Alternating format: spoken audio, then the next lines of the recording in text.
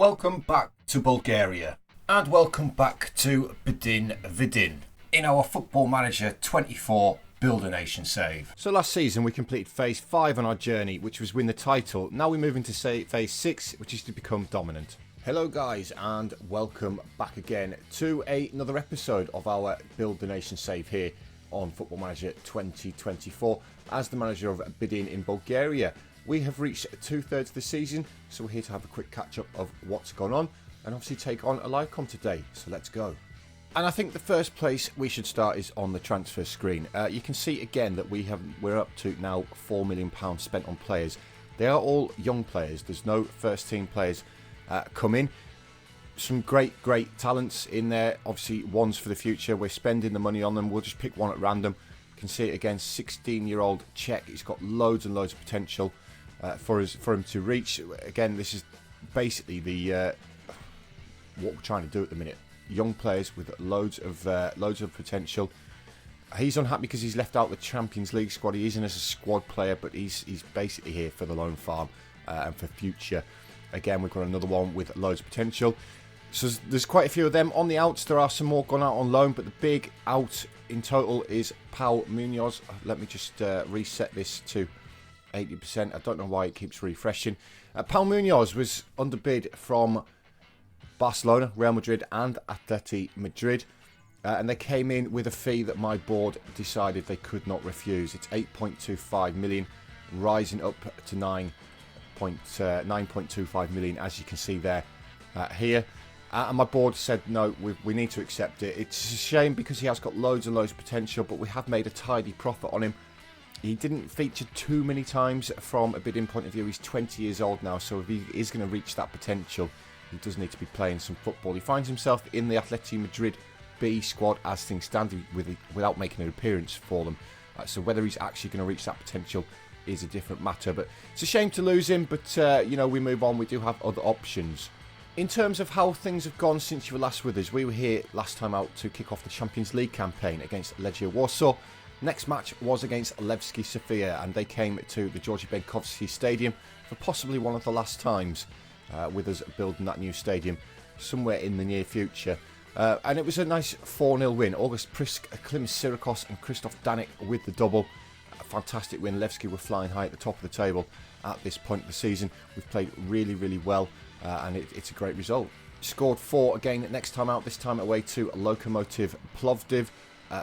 Sirikos, Prisk, Munoz and Krzysztof Danik get himself on the score sheet again.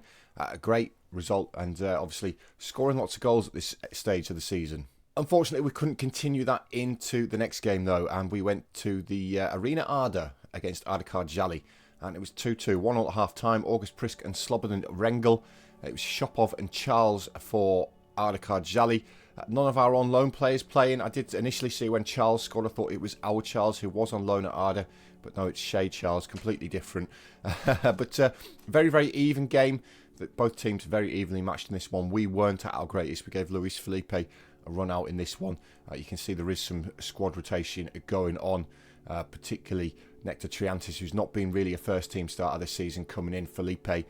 So it was disappointing to drop the points. We did get back to winning ways next time out though, and it was at the expense of Slavia Sofia. A 3-1 win. Danik with a double. Mads Pethelsen with a rare appearance, also getting on the score sheet. Luis Felipe again in goal. I believe Adam Papp actually picked up an injury, which is why Felipe is getting a run out. You can see that the players are starting to get a little bit tired though. The continuous Wednesday, Saturday games is starting to take its toll on some of the players, but it's a great victory as far as Bdin are concerned. We did then lose our next game at home to CSK 1948. David Barrios, who is another one of our backup goalkeepers that we do have at the club, played in goal for this one. Filip Verhunig gave us the lead in the 40th minute, but unfortunately Tahirovic and Gonçalo Sosa with the goals for CSKA condemned us to a defeat, and it was very disappointing. We've not played particularly well. And then Subic has had a poor game. Slobodan Rengel's had a poor game. Jabi and Dai for them in their defence has had a fantastic game at left back. And we dropped the points. It was not great. Did get back to winning ways next time out though, away to Pirin Blagravad. Filip Verhunig and Tonino Guerrero with the goals. a dominant performance in this one. 22 shots in total with 14 on target. It was a very, very good performance. 2-1 win away to Bro Staria as Agora, Slobodan Rengel and Klimis Sirikos with the goals in the first half. Bro were the better team, really. And our on-loan player, Lian Kuzmanov, scored the goal against us, got the man of the match performance, which, you know, it's great to see him doing well. He's had a few loan spells away from the club now. CSK 1948, Botiv Plovdiv, Bro, I think it's his second season at Bro now. Indeed it is. He's playing reasonably well for him, and he's never really going to feature for our first team again. Unfortunately, he's not of the level required for where we're at now. So we're going to try and keep him at Bro. Hopefully it can do Bro some good. Judging by that performance there with his 12 key passes, it's doing Bro some good. Yeah, a 2-1 win, not as comfortable as I would have liked. You can see, obviously, Bro were the better team, but we did get the result. Much better next time out away to Septemvri Sofia. Filip Verhunig with the double. Christoph Danik also on the score sheet. Again, 20 plus shots, 12 on target. A very, very good performance. We kept them very, very quiet. They do have some dangerous players, and Bodji has played well against us in the past. Pamajobo, who, of course, we had on loan on our first season here at Bdin, on the bench, but he has proved quite dangerous against us in the past. But you can see by our match ratings, the absolute sea of green. We played really, really well in this game. And we continued that form into the next game at home to Chernomorets Burgas. A comfortable 2-1 win, 19 shots again. Some great performances. Lima, not the greatest, so we did bring him off. But everybody else, apart from Klimis, of course, Klimis with a 6.7, but everybody else in the green. Really, really good performance, and it's 2 in a row now where we've played fantastically well. And finally, in terms of the league, Ludogorets came to the Georgy Benkovsky Stadium, and we won courtesy of an August Pris goal. Nikola Iliev missed a penalty. Adam Pap actually saved it in the 33rd minute. It was quite an even game. Ludogorets arguably edged it. We definitely had more of the ball. But we the ones who came away with the 3 points. Adam Pap putting in the man of the match performance. They've got a really, really good squad of players, have Ludogorets, and the squad building for the AI teams on FM24 is much, much better than it has been in previous years. It kind of makes the loan farm a little bit less important. Obviously, it is still important. It's something that we do need to be continually concentrating on. But teams like Ludogorets at the minute are producing fantastic squads, and they're a really, really good team. And we'll see that in a minute. Where we find ourselves in the league table, though, is we're currently 3 points clear at the top. With a game in hand, we're having a great season ourselves. We've only lost the 2 all season. 15 wins from 19 is a very, very good return. We've got the best goal difference in the league as well. Ludogorets and Levski all both on equal points. Spartak Varna just 3 points behind them. Spartak Varna are having a fantastic season themselves. You can see by the highest average ratings that we do have August Prisk and Klimis Sirikos in there. Prisk has got third best man of the match performance as well. Danik with the free kick goals. Clean sheets, Adam Pap, 9. That's the big difference. We have got a very, very good defence as things stand. And we can see that on the home screen here. We're second best goals scored. We've conceded 14 all season, which is the best in the league. Right, guys, moving on to Europe now. And after we did open the league phase with that win against Legia Warsaw, it was Nice next up. We went to the south of France and we came away with a point, which was very, very encouraging. Evan Gesand with both the goals for Nice, Nectar Triantis and Christoph Danik with the goals for Bdin. It was quite even. Nice probably just about edged it, to be fair. Danik picking up the man of the match performance, though. Couple of poor performances. Paul Munoz didn't play particularly well. With Filip Verhunig, brought him off the bench, did make a difference to us. So it was Nice who took the lead. It was a good ball forward towards Balde, and there's a Gesand to put the ball into the back of the net past Pap. We equalise quite quickly after. Corner from Danik, headed in by Triantis, but just before half-time, Nice took the lead again. It's Balde involved. Gets the ball to Saud, Buani, and Gesand with a deflected finish off the defender past Pap, but we rescued it late on. Subic on the left-hand side, feeding the ball forward into Verhunig. Verhunig pulls it across for Danik. Second attempt to get the ball in the back of the net. After Nice, Napoli came to Bulgaria and the Georgy Benkovsky Stadium, and unfortunately they were much, much better than us. We're not quite at the level of Napoli yet. They do have some really good players, of course. The number 77, whose name I can never pronounce, Kvaratskhelia, something like that. I can never pronounce his name, never been able to. I probably never will be able to either. We had a couple of glimpses of good performances. Paps played particularly well again, but unfortunately Napoli go away with all 3 points. And they open the scoring really early on. Started on the left-hand side with the number 77. Chaddy Reed feeds it forward towards Hjulmand, and it's a good finish past Adam Pap. We held them off until 50 minutes in. From the corner, though, Tonino Guerrero with the header away, but we couldn't win the second ball, and it's a great effort from Cho on the edge of the area. And we did reply late on, though. Ariel with some good work on the left-hand side. Takes it past a couple of players, does really, really well, does Ariel. Pulls it across for Hunig for the tap-in. Next up was a trip to Stamford Bridge, and Levi Colwell with the only goal of the game. We did have shots, only hit the target once though, which is obviously the disappointment. It was a lot closer than I thought it was going to be against Chelsea, particularly when you look at the team that they've got. They've got obviously Reece James, we know how good he is. Joshua Kimmich has ended up at Chelsea. Moises Caicedo been a little bit of a flop in real life for the money that they've paid for him. Over £100 million from Brighton. Not really done it in Chelsea colours yet, but he did on Football Manager. Unfortunately, Brahim Diaz is in there. There's some very, very good players in that Chelsea squad. As I said, it was Levi Colwell with the only goal of the game. It's Caicedo gave the ball out to the left-hand side of him. Colwell's unchecked really, and we've allowed him to get that shot away. Great result next time out though, away in Norway against Bodø Glimt. A nice 4-1 win. It was 4-1 at half times, all over. Paulo Bernardo, Klimis Sirikos with the double, and Philip Verhunig. Gullikson did get one back for Bodø Glimt. They've got a couple of players who played okay, but we've played very, very well. Paulo Bernardo with a 9.4, Klimis Sirikos with a 10, with 2 goals and 2 assists. Bodø arguably were slightly better than us. They had a lot more shots than we did, but we found the back of the net, which obviously in football, you know, makes the difference. So we got it underway in the 11th minute. Sirikos picks the ball up. It's a good ball forward to him. Checks back. Finds Paulo Bernardo. Easy finish on his left foot. We made it 2 not too long after. Ali Marungu switches the ball out to the wide right-hand side and Lima. Paulo Bernardo down the line. Pulls it across for Sirikos. But I did get one back almost immediately. Romsas with the ball. A good ball forward towards it. Noah again round the corner to Gillickson. It's a great finish from him. But we obviously secured the victory into the first half. Good ball forward by Danik. Sirikos brings it down. Pulls it back for Verhunig. And it's a good finish. And then just 5 minutes later, Paulo Bernardo picks the ball up in the midfield. It feeds it forward towards Sirikos. Everybody just sort of stops there. But it is a good finish from the Greek. Massive, massive result next time out against Porto. 1-1. Porto, a huge team. They're massive. And they've come to Georgi Benkovsky. And they've dropped 2 points, arguably.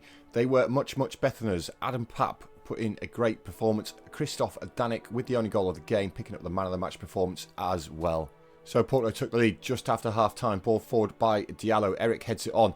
Galone with the header past Pap. We thought maybe the Portuguese would struggle in the snow of Bulgaria, but Subic with the ball across, cleared by Eric. Arno keeps it alive. Bethelsen first touch, back to Danik, and a great finish. So that left us in the league phase needing a couple of good results, really, to guarantee that we go through to the knockout stage. Unfortunately, we know how good Inter are. Inter were actually below us at this stage. They were not even qualifying for the knockout playoff at this stage. But we went to the San Siro. Unfortunately, we couldn't do any better than 4-2. Emil Smith-Rowe ended up at Inter. He got the scoring underway. Lautaro Martinez is still there as well. August Prisk and Paulo Bernardo from the penalty spot for a Bdin point of view. But we've only mustered 2 shots on target all game. So Lautaro Martinez, look, where's the Bdin defence? It's we've been absolutely caught out there. Smith-Rowe, clean throw on goal, and a nice little finish over Barrios in this one. I think Pap was injured again. Sirikos with the throw in to Prisk. Sirikos gets it back, feeds it across to Prisk, and it's a deflected effort which finds the back of the net for 1-1. Not long after though, Smith-Rowe with the corner to the edge of the area, and Makoko pulls it across for Chunchukov. Laturo from the penalty spot in the 65th minute. Barrios couldn't quite get there. And they made it 4-1. Smith Rowe again involved. Quior and Chechunkov again on the score sheet. Paolo Bernardo, though, late on from the penalty spot with a good penalty. So we came into this game with our qualification on the line, really, against Valencia, who were bottom of the league phase going into this game. And obviously, they probably stayed bottom after getting thumped 4-0 by Bdin. Then had Subic and Filip Verhunig with a hat-trick. Absolutely fantastic. We've played amazingly well in this one. And we got it underway in the 9th minute. Danek to Lima. Arno, Danek again. Nice one-touch football. Subic with the finish. They made us wait until just before half-time for the second one. Slobodan Rengel finding Subic on the left-hand side. Nice little move past his man. Gets the ball across for Verhunig. Just after the hour mark, we made it 3. Rengel, ball forward towards Danek. Good header forward. Verhunig on his chest and a good finish past Patino. And we secured the victory with 76 minutes gone. Subic again involved on the left-hand side. Gets the ball across to Verhunig, and it's a good header from the Dane. So that victory over Valencia, who, I beg your pardon, they weren't bottom. Bodo Glimt bottom. Valencia can't have been bottom because they've got a point, and that was the final game.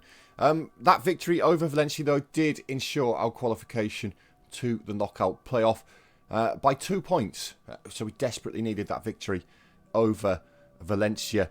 You can also see there that Ludogorets have qualified as well for the playoff. They have picked up 10 points with 3 wins, so that is absolutely massive as far as Bulgaria are concerned. Obviously, you've got your big teams in here. You've got PSG, Arsenal, Man United, Real Madrid. The usual teams that you'd expect to be up there. Of course, we're in a fight against the Ukraine at the minute. Shakhtar knocked out, which is good for us to see. I can't see any other Ukrainian teams in there, which is obviously fantastic from a Bdin point of view. So Bdin and Ludogorets both qualify for the knockout round of the Champions League. And if we just have a quick look at the Europa League, the Europa Conference League, we can see that we've also got CSK 1948 in here. They do qualify for the playoff as well. And we've also got Levski Sofia, who've actually automatically qualified for the round of 16 with 4 wins from their 6 games on 13 points. Unfortunately, we do have Dynamo Kyiv also making it through. In terms of other Ukrainian teams who are immediate rivals at the minute, I can't see any others in there. So potentially, without all 4 out of 5 of our teams qualifying from the actual league phase in the in Europe, we could be moving above Ukraine again this season at the end of the season when we go over the coefficients. So guys, we are back today first of all, we're going to do the draw for the knockout round. We're then going to have the double header against whoever we're drawn against, and obviously see if we can go one better than we did last season. So let's go, guys. Let's get the draw underway. We are unseeded this season. Chelsea, first out the hat, they are drawn at home to Barcelona. Whoa, what a game that's going to be.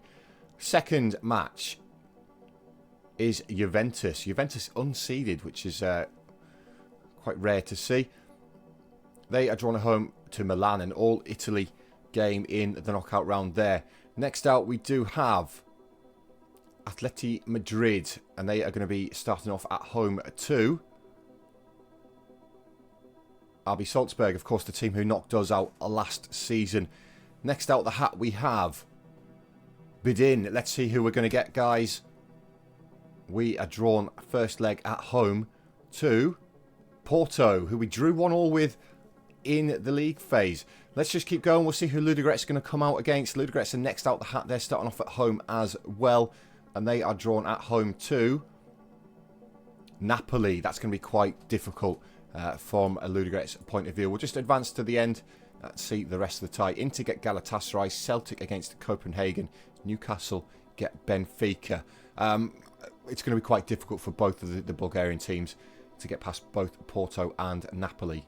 Right, that game is around about a week's in a week, guys. It's on the 8th of February. We're currently on the 31st of January. I'm still in the winter break. As you can see, we've got a friendly against FC Copenhagen. But I'll be back after I've done that, and we'll take on the knockout round and see if we can go one better than last season. Right, guys, welcome back. Welcome back to the Champions League knockout playoff against Porto. Leg 1 of 2. This is the lineup that we're going to go with for today. Before I get into that though, I have made a signing since you last saw me, and I've brought in Dario. I've brought him in from Barcelona for £1.3 million. He is a very, very good midfielder. Spanish, 24 years old. He's on 20k a week. He's our highest paid player, but he's got a professional status. He's coming in as an advanced playmaker to hopefully try and make a bit of a difference with us. Look at his player traits. Tries killer balls, comes deep to get the ball, plays 1-2s, dictates tempo, tries to play his way out of trouble. Very much the attributes you want for a playmaker. And if we have a look at him on that playmaker, he's got 17 passing, 17 first touch. He's great determination. His vision is good as well. Obviously looking forward to see what Dario can do. But the lineup for today's game, we're going to start off with Pap in goal, still developing very, very nicely. If we have a look at his growth all time, you can see he's improved massively in the time he's been at the club. And he's still only 20 years old. So expecting Pap to have a big career. He's still got loads of potential to grow into as well. It's going to be Tonino Guerrero, Gassim, Anolti and Rengel, another one who's growing fantastically well. Maybe reached his peak at 22 years old, the former Varajdin man, but he's a very, very good defender for the level that we're currently playing at. Midfield, Lima, Ali Marungu and Subic. Lima's another one who's still developing, still done exceptionally well. Decisions are really, really good. Star FBet League player as well, which is good for us. Did probably play over the odds for him, but he's become a very key player for the club. Midfield is going to be Danik and Arnaud. Arnaud again, still got some development to do, but he's another one who's a fantastic little playmaker in the middle of the park, and of course he's homegrown as well, which makes a huge difference. So then going to be Prisk and Verhunig up top.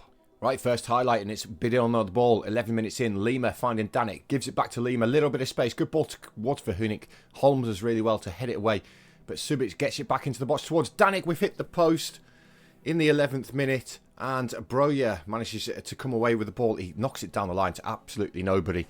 So unlucky. We need to take those kind of chances if we are going to if we're going to get past Porto. Of course, going to Portugal is going to be extremely difficult for us. And half an hour on the clock. Bdin are massively on top in this game, but we know how capable Porto are. It's Broja with the ball, finds Aslani. We need to get this back off them before we give them any sort of chance of creating an opening. Eric gives it to Aslani, back to Holm. Holm down the line towards Diallo. Diallo back to Holm. Aslani. Holm again.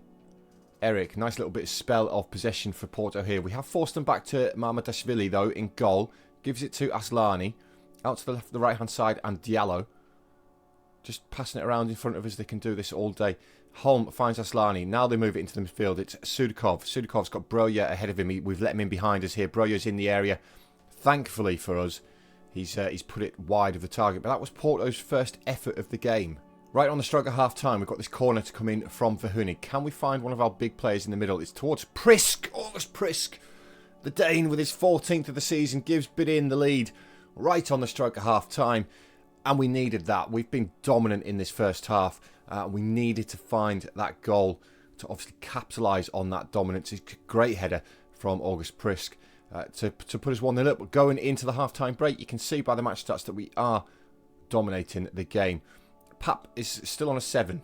He's not had to make a save, but he's still on a 7. I don't understand that with goalkeepers' ratings, to be honest. But we're playing really, really, really well. Into the second half, can we do it again? Verhunig again towards Prisk. He's done it again. Oh my god. Oh, he's done it again, August Prisk. It's exactly the same goal as we scored in the first half. 68 minutes on the clock this time though. And Bdin go 2-0 up against FC Porto in the Champions League knockout round. How good is that, guys? Porto looking to at least get a goal though. It's Matthias Acuna on the left-hand side for Porto, looking to get the ball into the box, finds Sudakov. Sudakov with the effort. Pap somehow saved that. No idea what happened there. But I think we've got away with one there. Corner to be taken by Matthias Cunha, though, for Porto. Comes to the edge of the area. Ali Marungu reads it well and intercepts. Now can he get away? No, he's fouled by Diallo. I think Diallo's just took one for the team there to stop the counter-attack. But into the final 10 minutes, Porto starting to threaten a little bit. Matthias Cunha with this free kick. It's a good one, but Pap is equal to it. and it goes behind for another corner, which Matthias Kuhne will come across and take himself. He's gone into the mix this time. It's headed clear. Rengel helps it further on, but Matthias Kuhne with the chance to get the ball back in the box. He's forced backwards instead to Aslani. Rengel steps across, makes a great challenge. And that is the end of that highlight. We've just got around about 7 minutes to hold on, guys, to what would be a nice lead to take back to Portugal with us. Eric finds Clem. Holm.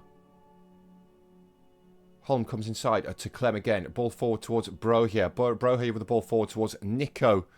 But he's put it wide of the target. I think it was going to be offside anyway from Nico there. But he did get in behind us, which is disappointing.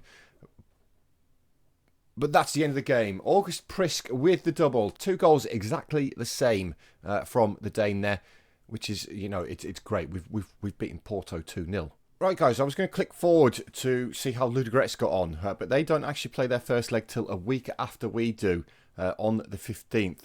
So I do have a game to play in between now and the second leg against Porto. So I'm going to go and wait and take on CSKA Sofia, and we'll come back for that second leg. So see you guys again in just a minute.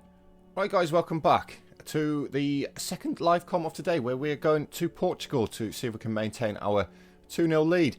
This is how we got on in the league, though, against CSKA Sofia. Unfortunately, it was dropped points. Subic and Verhunik with the goals for us. Loki Thomasson and El Azuzi with the goals for CSKA. We've got a little bit of an injury crisis going on in goal. Adam Pat picked up an injury before this game. So we brought in David Barrios, who's also picked up an injury for the Champions League game. So we're struggling a little bit in front of goal. Struggling a little bit in goal. So in terms of who we've got in goal for today, it's Koji Sato, who you've never seen before. He's another one who we've brought in for the loan farm. You can see we've got him on the developed list, listed for loan. He's coming this season on a free transfer from FC Tokyo. 23-year-old Japanese goalkeeper. Does have 8 caps for Japan. He's the only goalkeeper I've actually got registered for the Champions League now, unfortunately. He doesn't like big matches, which is a shame. He is listed as a star FBet League player, though.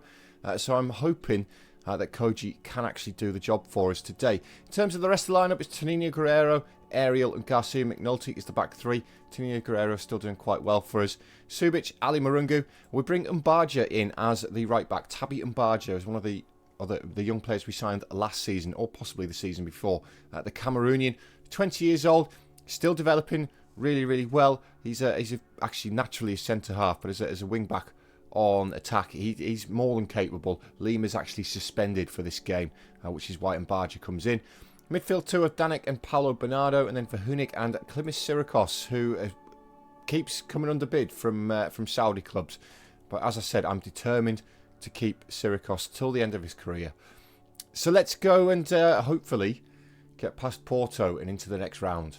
Of course, it is going to be very, very difficult for us, and it is Porto on the attack straight away with the corner. They've hit the bar. Oh, we've been given a free kick. Broya was offside. Ludogorets are taking on Napoli in their first leg in this game as well, so we'll be able to see how they get on. We just have to contain Porto for 90 minutes and we'll be okay. And it is Sirikos with this throw-in. It's going to go straight to the Porto player, though, and Holm. I really don't know what's going on with those throw-ins. Like I say, I don't do my set pieces myself. I have a set piece coach who does them for me. Broya's been able to travel a long way, though. We've actually blocked the shot there. Sato was a little bit in no man's land, unfortunately. But again, we've ridden that little storm put on us by Porto. But they're still coming with this corner. Galone to take it towards... It's going to be a penalty, isn't it? It's going to be one of those stupid Football Manager penalties that is... If the game does me over again, it's been awarded. Honestly, a couple of seasons ago, we had a penalty against us that was never a penalty. It's going to be Broya to take against Sato. Sato! Get in. Get in, Sato. Your first appearance for the club, mate, and you've saved a penalty in the Champions League knockout playoff, which is huge. Porto still coming, though. That's Perez on this left-hand side. He's forced inside, finds Aslani. Aslani forward towards Sudakov with the effort from the edge of the area. And as long as they keep doing that, guys, we'll be fine. Garcia McNulty, Bdin with a rare foray into the Porto half. Ali Marungu loses the ball, though. Aslani, Paulo Bernardo as well to win it back now. Ali Marungu finds Tabi Mbaja. Mbaja on the right-hand side. Gets past his man, delivers the ball into the box. It's deep. Holm heads it away. Subic keeps it alive, though. Gets it back into the area with a bullet cross, which we can't get on the end of. But Galone to counter for Porto. Running down a channel. He's got past Mbaga, though. Galone still going inside the area now. Pulls it back for Perez, who's missed. And that's the danger, guys, particularly how on the front foot we do play. We need to not let Porto counter us. With 35 on the clock, Diallo with this free kick. Headed clear by Garcia McNulty. Kept alive, though, by the Porto players. And it's Ahmed now. Comes back inside to Eric. Finds Sudakov. Sudakov with the effort from range. It's hit the crossbar. Come back out. Garcia McNulty heads away. Only as far as Galone. Galone pulls it back to Perez. Perez this time with the effort from range. And another one gone over. They're getting close at Porto. Still to come. Nico with this corner, which is headed just wide by Ahmed. Porto are absolutely battering us in this game. They've had 18 shots already, and it's not even half time yet. And it could get worse. Diallo with the free kick, which is again headed by the Porto player, but this time it's gone over. And at half time, guys, we've been absolutely battered in this game. Absolutely battered. 20 shots before half time by Porto. They've only hit the target 4 times, though. And a great penalty save from Koji Sato is keeping us in this. We're still 2-0 up on aggregate, though, with 45 minutes to go. Into the second half, and Bdin trying to get a foot on the ball. Them throw-ins absolutely awful again from Syrikos, and it just gives Porto the chance to come at us. It's Broja finding Galone. Well tackled by Tabian Barga, though. Galone manages to keep the ball alive inside the area. Pulls it back, only as far as Subic, though, who boots it clear. But Holm heads it straight back. Aslani now for Porto. Aslani. Tackled by Paulo Bernardo. What?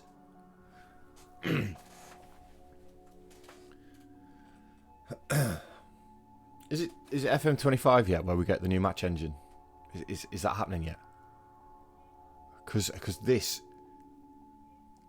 At least it's no penalty, but... Did we actually need... It wasn't even a foul. I don't know, never mind a penalty. Paulo Bernardo in the midfield for Bdin. Mbaga on the right-hand side. Takes it past his man. Delivers the ball into the box towards Syrikos. Syrikos is pushed, surely.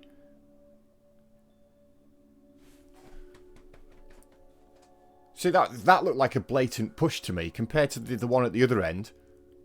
We've been given a penalty. I think it's going to be Paulo Bernardo. I could be wrong, though. It is Paulo Bernardo. Come on, Paulo. Get in! It's 3-0 to Bdin on aggregate, and we're going to qualify for the last 16 of the Champions League, unless Porto have an absolutely amazing last half an hour. 3-0 to Bdin on aggregate. This is huge, huge, huge for Bdin and Bulgaria. Unfortunately, Ludogorets are losing at home in their first leg to Napoli, though, so not great from Ludogorets' point of view. We still have to obviously keep this lead against Porto. They're obviously battering us in this game. Verhoenig pinched that, though, finds Syrikos. Syrikos has got Subic outside him, tackled well, but Danek keeps alive. Subic inside the area, pulls it back for Paulo Bernardo. It's 4! Oh my god, what am I witnessing? What am I witnessing? We are hammering Porto in terms of the scoreline. They're hammering us in the game, but this second, we've had a 3-minute spell in the second half, and the Portuguese, back on Portuguese soil, has turned